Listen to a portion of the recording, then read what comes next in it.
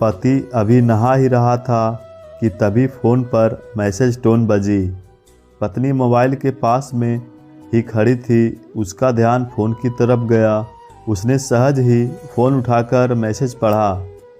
Hi good morning dear, किसी baby का message था। पत्नी सोच में पड़ जाती है कि अब यह बेबी कौन है। तब तक पति भी नहाकर बाहर आ चुका है। पत्नी उसे किसी बेबी का मैसेज आया है बताती है। पति मुस्कुरा देता है, फ़ोन उठाकर उस मैसेज का रिप्लाई करता है, hi baby how are you, और अपने काम में लग जाता है। उस रिप्लाई को भी पढ़ती है पत्नी। अब हर पल पत्नी के दिमाग में यही विचार कौंधता रहता है कि यह बेबी कौन है। शाम को पति घर आता है। पत्नी उससे पूछती है, यह बेबी कौन है। पति जवाब में सिर्फ मुस्कुरा देता है और फिर से अपने काम में लग जाता है। 2-3 दिन बीत जाते हैं। उन विचारों ने अभी तक पत्नी का पीछा नहीं छोड़ा था और फिर से पति के मोबाइल पर फिर एक बार बेबी का मैसेज आता है, आज तो मिलोगे कि नहीं, तुम्हारी बहुत याद आ रही है। इस मैसेज ने आग में घी का काम किया। पत्नी का शक और भी ज़्यादा पक्का हो गया।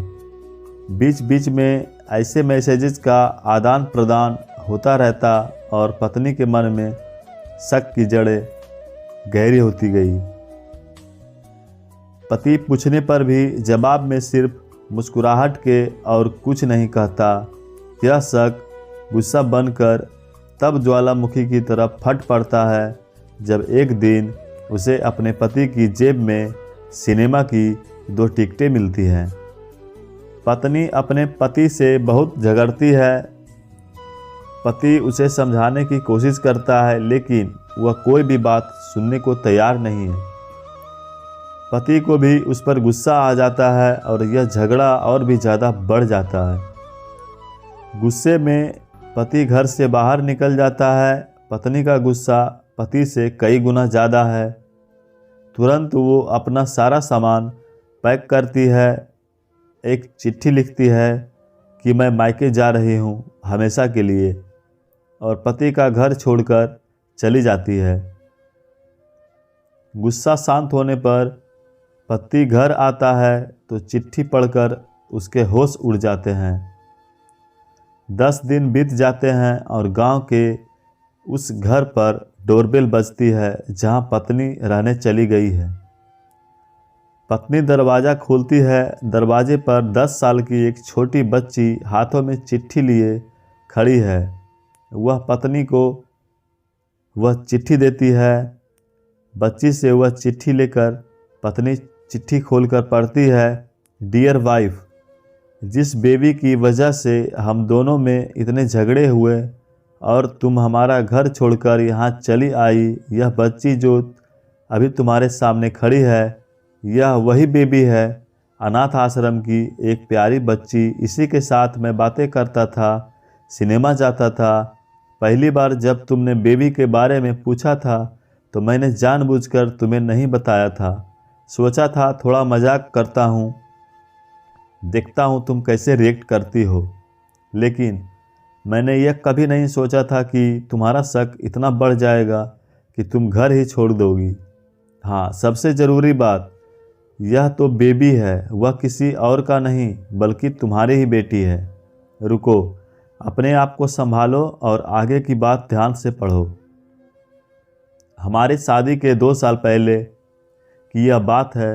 तुम अपने कॉलेज के लास्ट ईयर में थी। तुम्हारे प्रोफेशन में नोट्स लेने के बहाने तुम्हें बुलाया था और तुम्हें चाय में इन नशीली दवा मिलाकर खिलाकर ना जा करने वाला काम किया था। इससे तुम्हारी कोई गलती नहीं थी, लेकिन कुदरत ने अपना काम किया और तुम्हारे पेट में इस बेबी को डाल दिया। काफ़ी प्रयास करने पर भी अबॉर्शन नहीं हुआ तो तुम्हारे घर वालों ने समाज के डर से तुम्हें 6 महीने तक घर में ही रखा। तुम्हारे पिताजी खुद एक डॉक्टर हैं, इसलिए यह बिन मांगा बच्चा बड़ी आसानी से बिना किसी को कानो कान खबर हुए इस दुनिया में आया। भविष्य में तुम्हारी शादीशुदा ज़िंदगी में कोई प्रॉब्लम ना हो, इसलिए तुम्हारे पिता ने इस बच्चे को गांव के एक अनाथ आश्रम में छोड़ दिया। यह बच्चा मतलब यही बेबी जो अभी तुम्हारे सामने खड़ी है, अगर अभी भी विश्वास नहीं हो रहा है तो इस बच्ची के गाल का वो तिल देख लो जो शायद तुमने उसे आखिरी बार रोते हुए देखा होगा, या फिर अपने पिताजी से पूछ लो। पत्नी जल्दी से उस बच्ची को पास में लेकर उसके गालों का तिल देखती है। उसका मन भर आता है, उसकी आंखों में आंसू आ जाते हैं, लेकिन अभी भी चिट्ठी बाकी है, इसलिए वह आगे पढ़ती है। मुझे पता है अभी भी तुम्हारे मन में यह सवाल उठ रहा होगा कि यह सब मुझे कैसे पता। तुम्हें बता दूं कि यह सब तुम्हारे खुद के पिता ने ही अपने मन में उठ रहे पश्चाताप को शांत करने के लिए शादी के 1 महीने पहले मुझसे मिलकर सारी बात मुझे बताई थी। उन्होंने यह भी कहा था कि अगर मैं चाहूँ तो शादी से इनकार कर सकता हूँ। मैंने तो स्वीकार किया, क्योंकि इस पूरी घटना में तुम्हारी कोई गलती नहीं थी और हमारी शादी हो गई। तुमने मुझे बहुत प्यार दिया, लेकिन तुम्हारे पिता से बेबी के बारे में जानने के बाद मैं उसे मिले बिना नहीं रह पाया। मैं बीच बीच में उससे मिलता था, उससे मिलना, उसके साथ समय बिताना मुझे अच्छा लगता था। कितनी प्यारी बच्ची बिना किसी गलती के क्यों सज़ा भुगते, बस इसीलिए मैं उसे थोड़ी सी खुशी देने की कोशिश करता था। बस मुझे इतना ही कहना था। अब अगर तुम फिर से अपने घर आकर मेरे साथ रहना चाहो तब और सभी सिर्फ तभी गैलरी में आ जाओ, तुम्हारा और सिर्फ तुम्हारा डियर पति। बिना एक क्षण की भी देरी की कि पत्नी दौड़कर गैलरी में पहुंची और रास्ते पर उसका पति खड़ा था। उसके चेहरे पर मुस्कान और पत्नी की आंखों में खुशी के आंसू थे। कारण कुछ भी हो, अपने दोनों के बीच में कभी भी सबको थोड़ी सी भी जगह मत दो, क्योंकि दुनिया में हर बीमारी का इलाज है, लेकिन शक नाम की बीमारी का कोई इलाज नहीं है। मन शांत रखो, जो भी मन में आए एक दूसरे को बताओ।